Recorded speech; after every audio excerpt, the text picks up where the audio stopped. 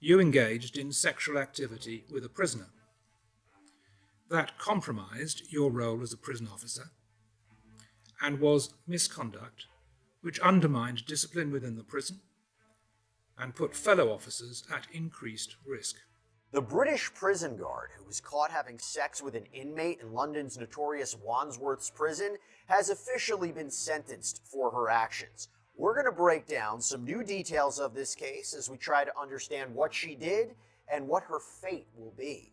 So we're talking about 31-year-old Linda Catherine D'Souza Abreu, a married mother, according to the New York Post, an OnlyFans creator, and most importantly for this, she was a former prison guard at HMP Wandsworth, and she was filmed in a video that went absolutely viral this past summer of her having sexual relations with an inmate named Linton Weinrich. And according to the New York Post, Weinrich was locked up for stealing more than $82,000 worth of luxury goods. So again, this was a recording. This was a cell phone video recording of this. It was recorded by a fellow inmate who appeared to be smoking cannabis and watching this all unfold. It's unclear how he was able to get this contraband into the prison.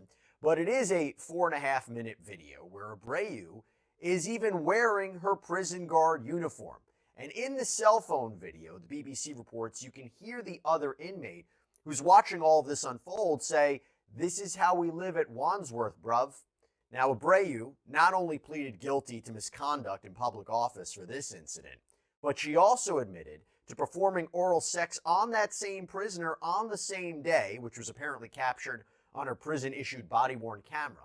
And it was indicated in court there was at least one other sexual incident with the same prisoner on a separate occasion. This is according to the BBC. In fact, the judge overseeing this case indicated that the cell phone video was not an isolated incident, but it was part of what he considered to be repeated behavior. Now, during her sentencing, which just happened this week in Isleworth Crown Court in London, we obtained a lot more details about Miss Abreu. We learned more about her capture, and we learned more about elements surrounding this crime. So according to the court, Abreu started work in January of 2024. That was about 5 months before this incident. She had completed basic training in April, and that training included avoiding circumstances where she could be compromised by inmates. A very big component of the job. And the court said that Abreu's OnlyFans account, it had been dormant for a while at this point. But here's the big issue. Judge Martin Edmonds KC indicated what the main issue was with what Abreu did. That the victim in this case was the prison service. And you think about the harm that was caused and also the harm that could foreseeably be caused. At the time of the offence, you were distracted from your job and your radio and keys were at risk. That is, in itself, a risk. An inappropriate relationship, whether freely entered into or the result of manipulation by a prisoner, creates a significant risk to the good order of the prison and makes the prison officer vulnerable to coercion by the prisoner to disclose information or carry contraband. The consequence of your behaviour becoming known within the prison has been that female officers at Wandsworth have been subject to abuse and harassment from prisoners. Female officers have reported being subject to sexual approaches and say that they have become seen as fair game. And Judge Edmonds also cited how the children of female corrections officers have been teased and have been bullied about their mother's jobs because of what Abreu did. He indicated that what she did hurts recruiting. It adds to the growing problems of prisons, particularly Wandsworth, which is apparently known for a whole host of issues. We'll talk about that. But the judge had to weigh aggravating versus mitigating factors to determine her sentence. And this was really interesting because he explained how Abreu claimed, look, she said she had no prior knowledge of the video being recorded, but she did consent to it, knowing that she had no control over it or its dissemination or her privacy, and that essentially there was a risk of it being released and being made public and going viral, which it did. Plus, by the way, the court indicated that a video like that could subject her to blackmail in her role as a prison official. Now, Abreu, according to the court, indicated, well, she was under duress. The problem with that is, was she really? Did she really not understand what she did? Because according to the court, after she was detained, which by the way was at the airport as she was boarding a plane to Madrid, take a listen. You say you were planning to leave the country only until the public and media interest in the video had died down.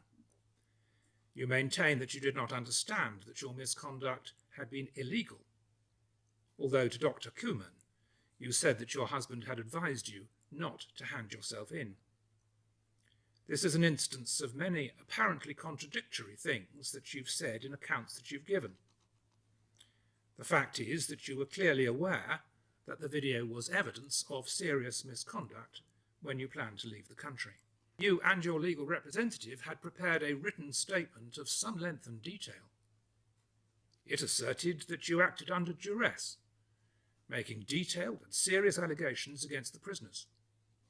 In effect, you accused the prisoner of rape, aided and abetted by the second prisoner.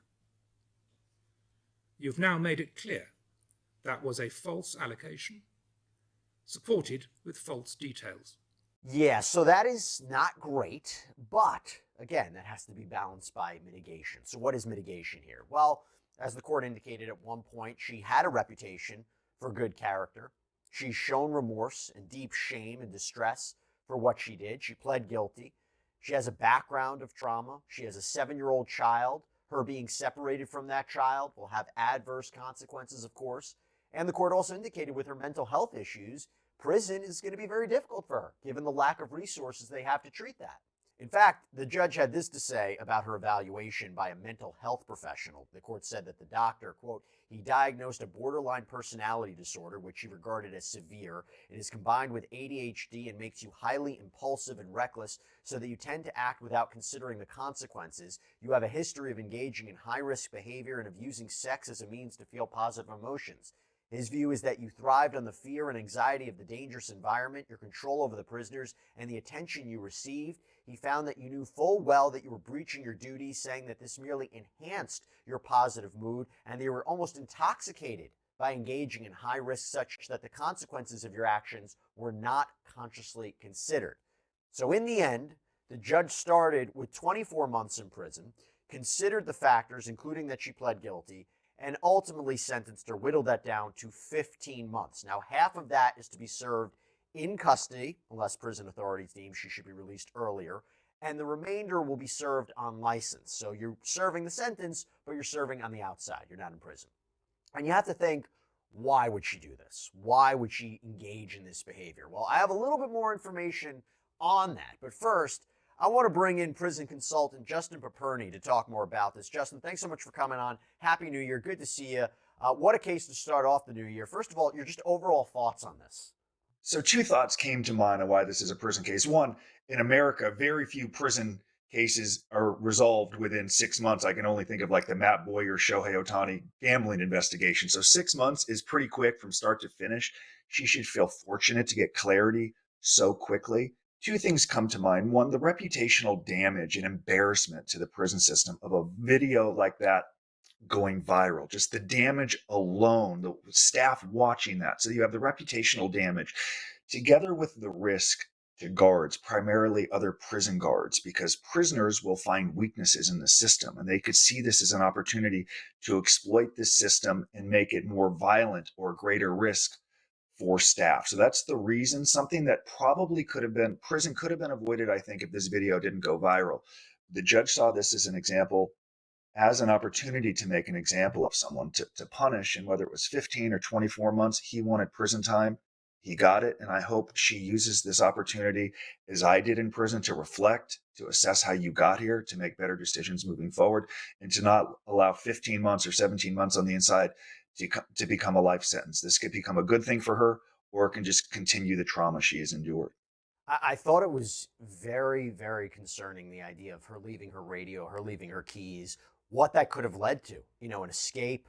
Imagine other prisoners are let loose. What could have, happened there? And then also the idea, you put other officers at risk by this behavior, and you're creating distress in their life. That was a key factor that I hadn't, initially considered. I think there's an aspect of this case, you say, oh my gosh, this is conduct unbecoming. How could you do this? But then you think about the actual physical dangers that could have resulted from this. Right. So her approach could be, this was a victimless crime. It was, I made this choice. It was the other prisoner and me. But the consequences of her conduct within the institution are going to be felt for years to come. There is an opportunity for the prison system to embrace different oversight, better hiring practices, better training, mental health training for prisoners on the inside and staff. But the problem is, I would love to see more money spent on helping people in prison prepare to go home. And then when you have examples like this, they're going to say, we need more security, we need more staff, we need more training.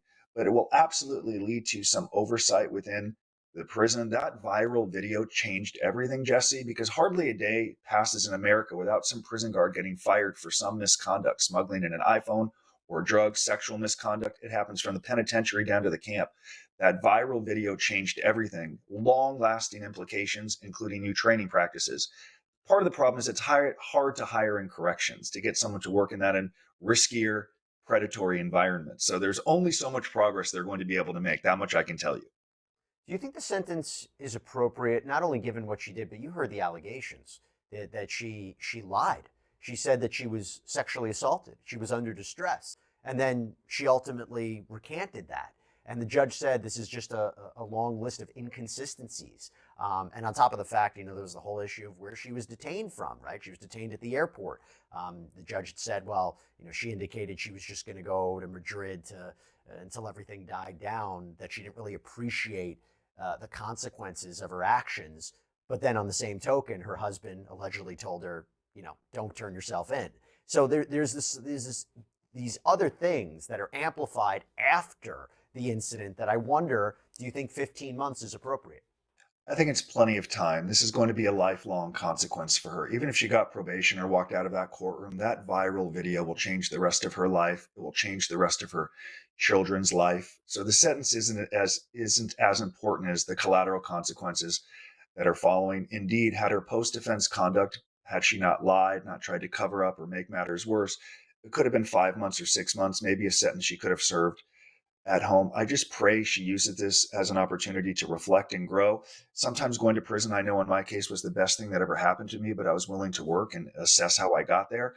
There's the other argument too. If she has this OnlyFans account, you could argue maybe there was some, I don't know about caught, but people are going to see this. This could advance her agenda if she wants to move her business in a whole new direction, which could be possible. So she has choices to make while she's in custody to reflect and atone, or just go totally down a terrible, awful path. But the sentence doesn't matter as much. It's already a life sentence in so many ways. Let me ask you this. The question, of course, is why? Why would she have done this? So the judge, talked about how in her letter to the court, she viewed this prisoner as her protector, that she felt safe. And the judge said this is conceding to the manipulation. Again, something as a guard that she needed to protect herself against, that she enjoyed this sense of power, this grandiose nature of this, your mood changes. She loved working there, that she maybe wanted even a relationship to continue with this inmate after he was released. I'm curious your thoughts on that. Is that common in these kinds of cases? It is common when you're spending time 12, 15, 18 hours a day in a prison away from home. There could be some mental health issues, some trauma, and you form a connection. And there are people in prison who are there because they have manipulated, stolen, connived, done bad things. So some people have a skill set to exploit. And if this woman didn't understand some of her tendencies, it's why so many people go to prison. They didn't know their tendencies. It's why prison guards can get exploited and seize opportunities. What are her tendencies? He was my protector. He was looking out after me. I felt a connection. As a reward or as a way to feel closer, I'm going to engage in this conduct. So you rationalize and convince. As I've said on your show before, you can't get into trouble unless you see some opportunity. I can assure you right now, there's some guard feeling some attraction to a prisoner and might rationalize, this is something I'd like to do. But the majority of them are good and don't seize that opportunity. We can convince ourselves of anything. And I think on the inside, presuming she has some willingness to introspect and self-examine, she'll recognize what she did was wrong. It hurt the reputation of the prison. It's going to lead to risk for more female prison guards and really the lifelong sanction for not just her, but for her children. And I hope she overcomes that and recognizes no rationalization justifies what she did. It was wrong, and she brought risk to other people in that prison, both prisoners and staff. So I want to play you something right now. Mm-hmm. So this appears to be from Abreu's TikTok account from July of 2024. Let's play a sample of that. On the topic of impersonation, I thought it very important for me to address this very distasteful subject of OnlyFans creators impersonating and pretending to be me and recreating the scenario of said scandal which I am involved in. Very, very distasteful for you to monetize or advertise yourselves as me for OF content. So, Justin, what are your thoughts on that? You can't undo what's been done. The damage in a viral video is going to lead content creators around the world who are bored or want to advance their agenda or get more likes, followers, and shares. Of course, they're going to create and use this content. In retrospect, what she should have done was understand before agreeing to have sex with this prisoner and then agreeing that it was going to be on film. And even though she says she didn't know that it was going to be shared, please, of course she knew at some point this would be distributed. She's not in a position to undo what's been done. What she should say is, I should have given more thought to how this video would impact my job, the prison system, how people would perceive me. I can't control what people are going to put out there. I wish they didn't do it. I'd ask you to stop, but it's a consequence of my bad choices. Once she looks in and says it's my fault, I'm going to do better. I'm not saying she's going to get sympathy, but people are going to begin to finally say this. She's getting it. She's making better decisions. She wants to stop the madness. Until then, it's going to be more of what we're hearing right now. That idea of accepting responsibility, because I want to play you a little bit more of this video. Again, this is before her sentence and anything like this. So let me play you a quick clip of this. And lastly, I wanted to tell you all that you do not know my side of the story. The media has a great way of getting a narrative and twisting it for its own benefit. The media love any story to be salacious and sensational, and they sensationalize everything. So Justin, yeah, she's talking about her side of the story. We haven't heard her side of the story. She doesn't reveal in this video what that side is, but we all heard what the judge seemingly explained what that was, that, you know, there's this media sensation, that they lie about everything. I mean, the thing is that she did this, Justin, and she knew she was being filmed, and despite her claims that she was under duress, we know the court said that didn't seem very true. I'm just curious, you know, your thoughts on that, because she also said in this video, you don't know who your real friends are. So it was kind of these, you know, these curious things she's saying, but she didn't quite defend herself. So here's part of the reason she got 15 months in prison. By claiming it was duress, perhaps she was exploited. What it then does is it puts other female guards at risk if this were to happen in the future. And they then say, I was exploited, I was under duress, someone took advantage of me, that they can then say, well, that's other prison guards said the same exact thing and she got caught. So it makes everyone's case look weaker. To the acceptance of responsibility, when she gets to a point that says, I did it, I knew that it was wrong, I want to do better, and I'm glad you're holding me accountable, her life will change. There's no doubt the judge considered mitigating factors, some trauma, some breakdown that enabled her to cross the line. Judges always consider these mitigating factors. The problem, again, you can't undo this video and her willingness to participate in the video. That undoes so many of her mitigating factors. And in many ways, while damaging and detrimental to her to have this video get out, at least it shines light on the system of corrections. It proves that her claims weren't true. And it's going to ensure that things like this aren't going to happen, at least to the degree they did. To your point earlier about prison guards and their security, it's going to lead to more surveillance, you know, cameras, and that costs money at the expense of taxpayers, perhaps to the detriment of programs that could be put into this prison. So I don't buy her claims because of this video. By the way, talking about this prison, the BBC reported in an article from this past August that according to the Independent Monitoring Board, HMP Wandsworth, quote, had the worst year in memory, that the 1,200 or so inmates were living in, quote, squalid, dirty, and cramped conditions. We're talking living in crumbling cells that were initially constructed for just single prisoners back in 1851. What do you know about this prison? Think about how big that statement is. The worst year on record, considering, as you said, this was built in 1851. Can you imagine the conditions in the late 1800s or early 1900s? They were bad. So now in the 21st century, to think that this is the worst year, I've said it before, the prison should be torn down. They should rebuild it. There is no security. There is no oversight. They don't have the resources to properly train staff. There isn't programming for prisoners. The prison should be it is filthy, it is awful. As I have said before, we have had clients go from that prison to Metropolitan Detention Center that is housing Diddy and Luigi. And they would rather be in NDC than that prison in Europe. So to hear this is the worst year on record, considering it's been around since 1851, it tells you everything you need to know about this prison. Tear it down, rebuild somewhere else. Before we finish up, Justin, I just want to talk more about Miss Abreu and how she's going to fare in prison, considering, her mental health issues that were documented by the court, what she did, and now a video that has gone viral. How do you think somebody like her will fare in prison? And by the way, she was a former prison guard. I don't know if that would hurt her as well. Certainly, there's going to be more scrutiny over her. What the prison system doesn't want is for her to get hurt, to get violated, to be taken advantage of. So you can expect a great deal of scrutiny. Certainly, some prisoners will be sympathetic to her.